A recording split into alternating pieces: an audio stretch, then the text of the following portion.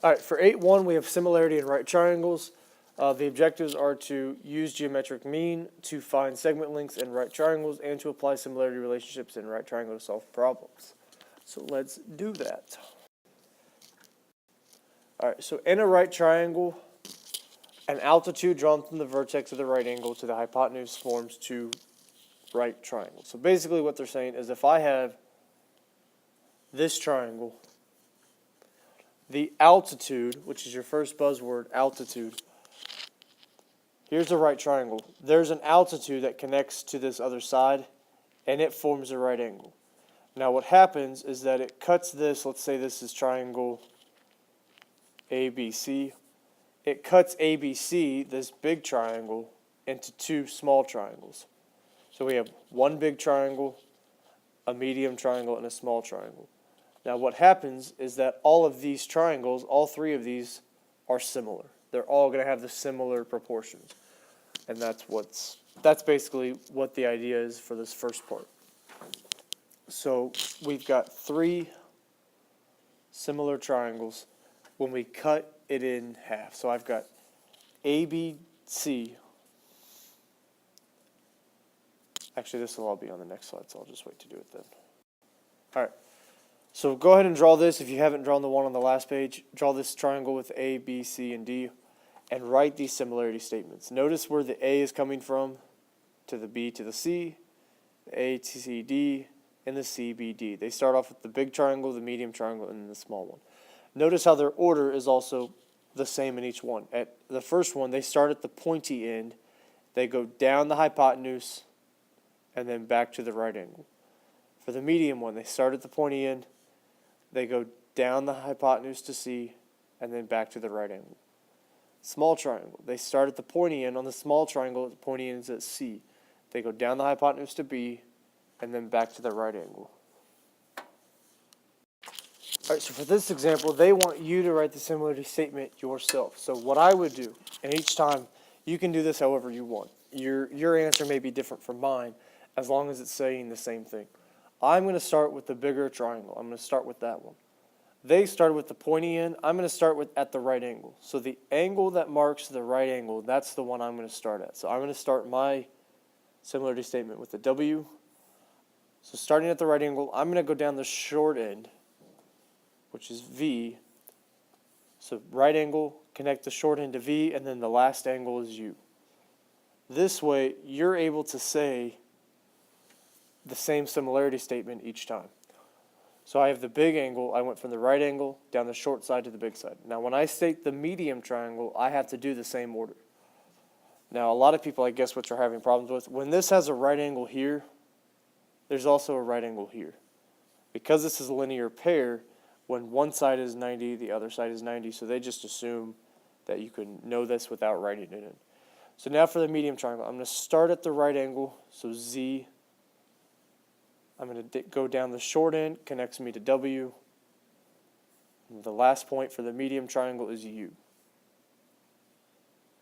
This is going to be similar to now the small triangle. Again, I'm going to start at Z because this is the right angle. Go down the short end to V, and then end up at W. So that's it. When you do this, you should have three triangles similar to each other. And they should be in the same order. If you said WVU here, you have to say it in this order. If you picked a different order, if you said VUW instead of WVU, you would say WWUZ down here. So again, your answer may be different from mine, but as long as you have the matching corresponding angles paired up, then that's fine. All right, so consider the proportion. This is supposed to say A over X equals X over B. That's what this is supposed to say right there. Your second buzzword is geometric mean. So consider the proportion A over X equals X over B. In this case, the means of the proportion are the same number. And that number is the geometric mean. So we did the means and all that other stuff, and now we're looking at a case where they are the same. So the geometric mean of two positive numbers is the positive square root of their product. So that geometric mean of A and B is the positive number such that x blah, blah, blah, blah, blah, blah, blah. Basically, when they ask you, and this is supposed to say squared right here. This should say x squared, not x2. Basically, if they ask you to find the geometric mean of A and B, you just take the square root of it. So we'll see that in the next example. Get down what geometric mean is, and it's your second buzzword.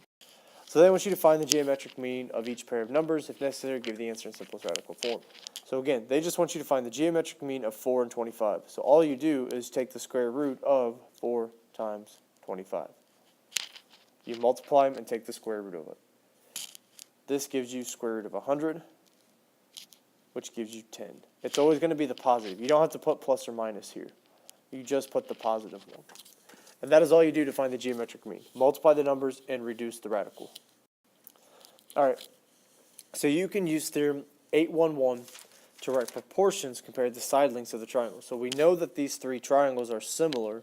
We've got the big one here, the medium one, and the small one. We can write all of these geometric means as relationships between each triangle. So again, the fractions are going to be similar. We've got the base, the long end over the short end, long end over short end, long end over short end. That's what this is here. This one is hypotenuse over short end, hypotenuse over short end, hypotenuse over short end. Over here, we've got hypotenuse over long end, hypotenuse over long end, hypotenuse over long end. All of these proportions are going to be the same because they're similar. All right, please write this diagram down and get these three equations written down. This is going to be kind of what people are going to struggle with. If they struggle with this, this is what it's going to be. Because you have to be able to see past the numbers and remember where the placement is. So as we're doing this, this diagram will be on the board for the most part of class. Of course, when we take the test, it will be taken off the board so you can show that you know how to do it and not because it's on the board. And so you're going to have to know all of these equations. So if this is A, H, B, X, Y, C, this equation you need to know this equation, this equation. Some girl last semester made up a little way to help her remember this. And she always said A squared equals cross country. That's the symbol for cross country. So she remembered A squared by being cross country.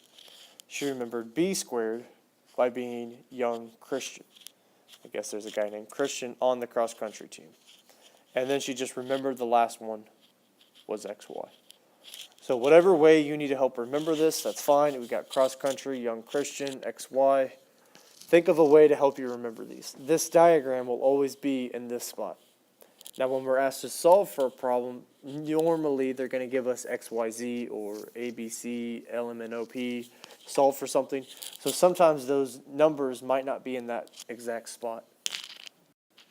So for example, in this problem, we need to find XYZ. But in our problem, we're used to seeing the X here, the Y here, this is an A and this is a B. So what I'm going to do is I'm going to zoom in and change these letters to be what we're used to them seeing. So this B is also going to be known, the Y is also going to be known as our A. It's the short side. And Z is going to be known as B. And then up here, we've got our C is the whole length of this entire line. That's what C is. This is X, this is Y from our last diagram. This whole length is C. So this was B, this was A, and this was H. Another way to remember which one's the short end, which one's the side, is this A, or is this B, and this is A, which one is it?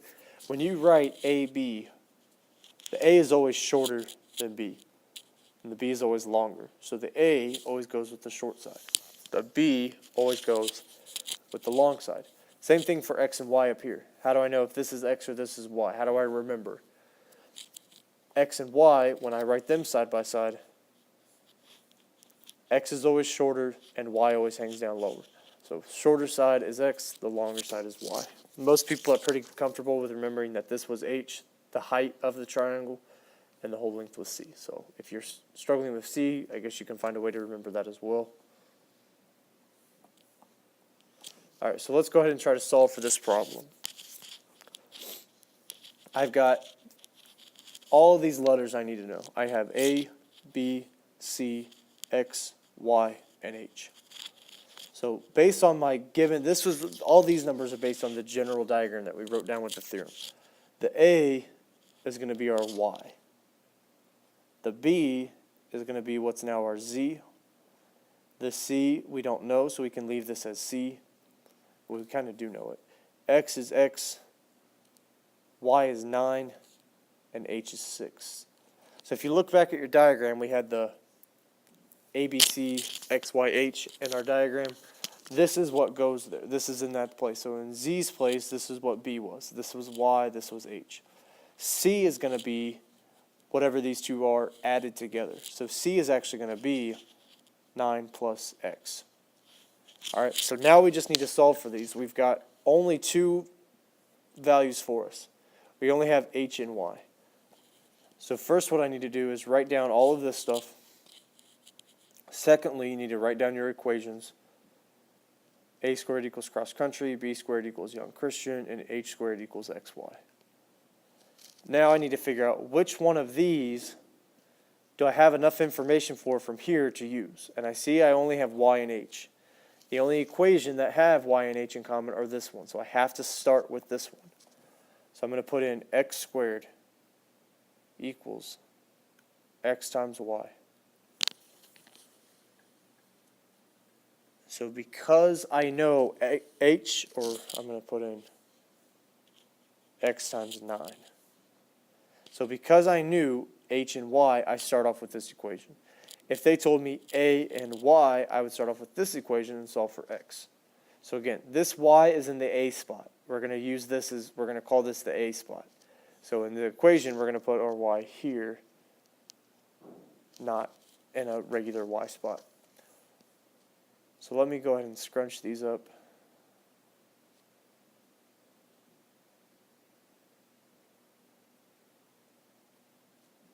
Move this over here.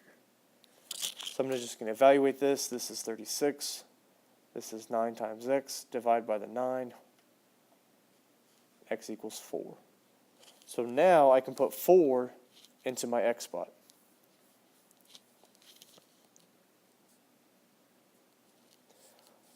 And notice I also have an X in here. So now I can make this be 9 plus 4 is 13. So now I've got 4 of my equations. 4 of my numbers. I need 2 more. So I have to keep going. I have enough to do either A squared or B squared because I have X, I have Y, and I have C. Oh, and X squared equals, A squared equals, you probably noticed this, A squared equals cross country, not XY. All right, that makes more sense now. All right, so I'm going to go ahead and do A squared. A squared is Y. I'm going to put Y in its place. X is 4. C is 13.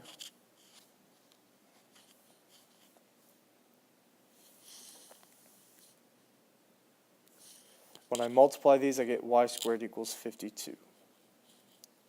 I want to get just Y alone, so I square root both sides. I get Y equals square root of 52. However, I need to reduce my radical when I can. And I can in this one. So I'm going to see if 4 goes into it. 4 is my first perfect square. 4 does go into 52, and it goes into it 13 times. So Y is going to equal the square root of 4 times the square root of 13, which now becomes 2 root 13. So Y equals 2 root 13.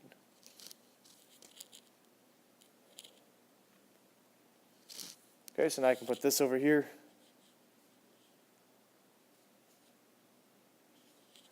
Now I just have to solve for B. So I now have this whole length and this whole length. If you want to solve this using Pythagorean theorem, you can. I'm going to go ahead and use this equation to solve for B, or what's now my Z in this problem. So B squared is Z. y was 9, and c was 13.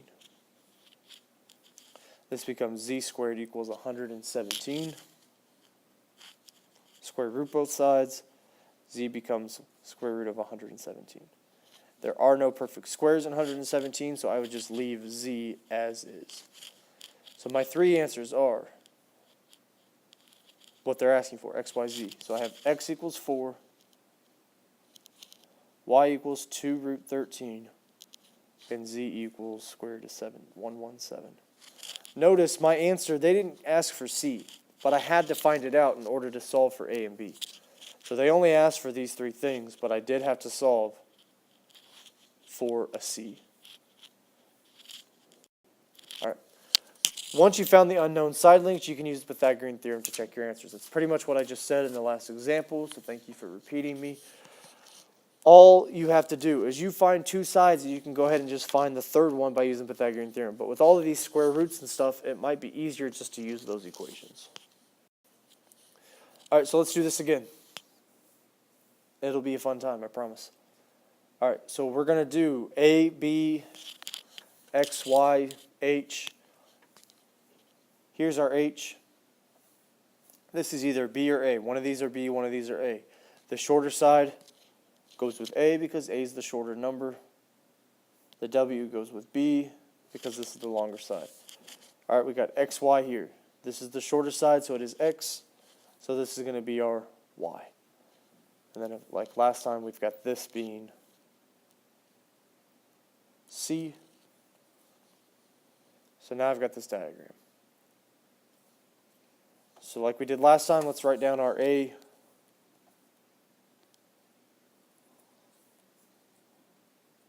A is V in this problem. B is going to be W. C is going to be U plus 3. The whole length is, this whole length is U, this whole length is 3, so if I combine them, I get U plus 3. This is not U times 3. Make sure you don't do that. This is not times it. If I have the length of this line, and this length is 2, and this length is, or let's say this length is 4, and this length is 2. This length from here to here is going to be 6. So you just add the numbers. You don't multiply them. If you multiply them, you're saying this is 8, and that just doesn't make sense. So when you are doing this C, you have to add X and Y, not multiply them. All right, moving on to H. H we have as 9. X we have as 3. And Y we have as U. Next, I need to write down my equations. A squared equals cross country. B squared equals young Christian. H squared equals XY.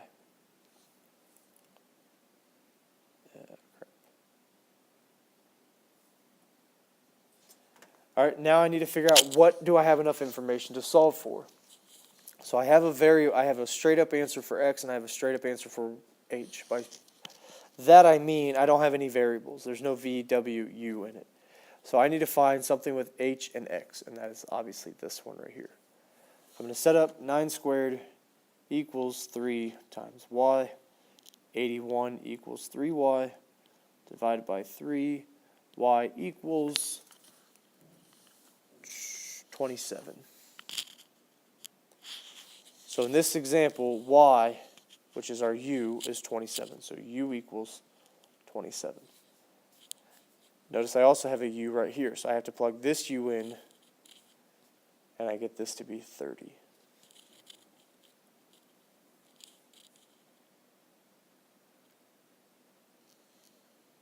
All right, I have to delete this.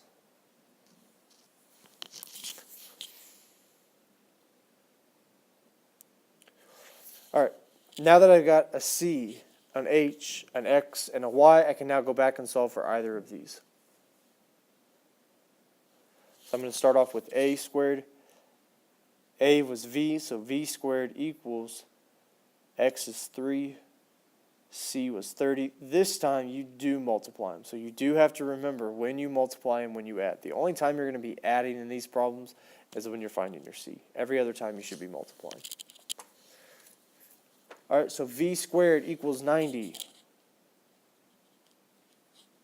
take the square root of it to get rid of the square root. V equals square root of 90. But of course, as always, I need to solve for this in reduced radical form. I see 9 in here, so I know 9 is going to be a perfect square. Break this into, because it's a multiple of 10, so I know I can break this down into 9 times 10.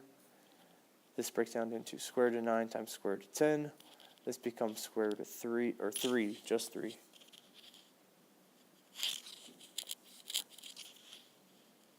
Times square root of 10. All right, so that was my V. 3 square root of 10. Again, you can solve by Pythagorean theorem, or you can use your equation. I'm going to go ahead and do the equation again. Now I got to use this one. Last one I got to solve for is W. I got B squared, which is W squared, equals Y was 27, C was 30. So W squared equals 810. All right. To get this done quickly, I'm going to go ahead and square root this. I know that this has an 81 in it.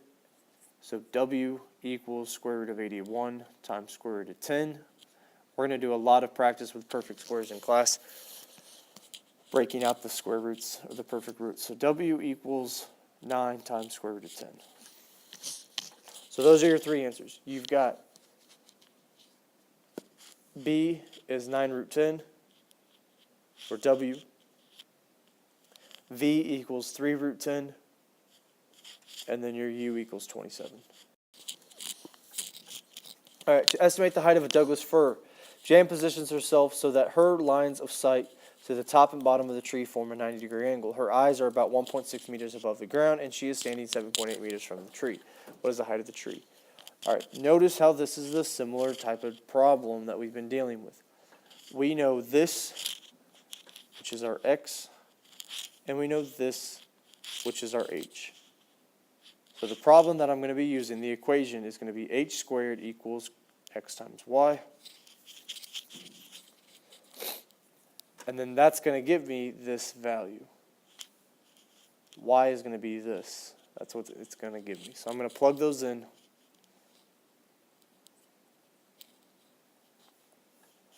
I've got 7.8 as my H.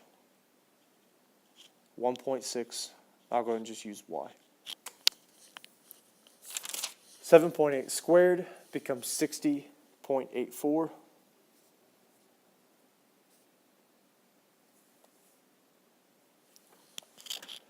Divide the 1.6, I get Y equals 38.025. All right, but they want, so this is the value of Y. That's what this value is right here. But they want the height of the entire tree. The tree doesn't stop here. The tree goes all the way to the ground. So what you have to do to find the height of the tree is find the whole length. So you have to combine Y and X. And again, you're not going to multiply them. You're going to add them because you're combining a length and a length. So it's not multiplying, not finding the area. So when I add these, I get 38.025 plus 1.6. I get 52693, but rounded to the nearest meter is going to be about 40 meters. Okay, so we're going to do more problems like this, story problems where we're finding whole heights. We're going to do a lot of problems where we're finding 3 variables of a triangle, and it will be a great, fun time.